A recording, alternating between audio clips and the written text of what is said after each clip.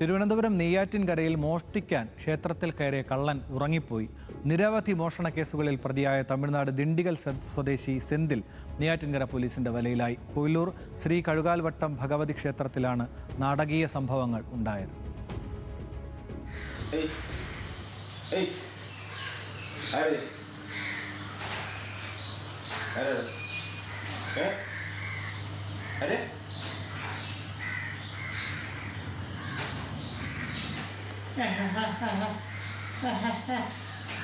നോർമലല്ല.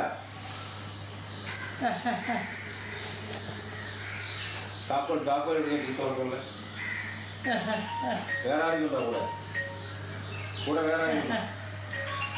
വൈകുന്നേരം മാത്രം പൂജയുള്ള ക്ഷേത്രമാണ് കോവില്ലൂർ ശ്രീ കഴുകുവാൽവട്ടം ഭഗവതി ക്ഷേത്രം. എന്നാൽ ഇന്ന് രാവിലെയുള്ള അയ്യപ്പൻകെട്ടിന്റെ ഭാഗമായി ക്ഷേത്രപൂജാരി നട തുറക്കാൻ ശ്രമിച്ചപ്പോൾ ശ്രീകോവിൽ തുറക്കാൻ സാധിച്ചില്ല.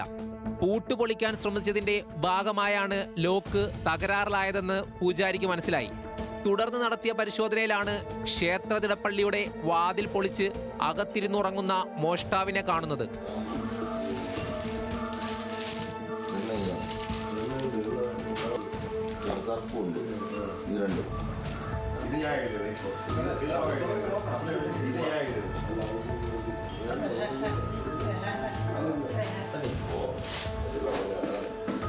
ഉടൻ വിവരം പോലീസിനെ അറിയിച്ചു. ഒട്ടും വൈകാതെ തന്നെ തമിഴ്നാട് ദിണ്ടിഗൽ സ്വദേശി സെന്തിലാണ് വലയിലായതെന്ന് നെയ്യാറ്റിൻകര പോലീസിന് മനസ്സിലായി. കേരളത്തിലെയും തമിഴ്നാട്ടിലെയും അതിർത്തി പ്രദേശങ്ങളിലെ ക്ഷേത്രങ്ങളാണ് സെന്തിലിന്റെ മോഷണ കേന്ദ്രങ്ങൾ.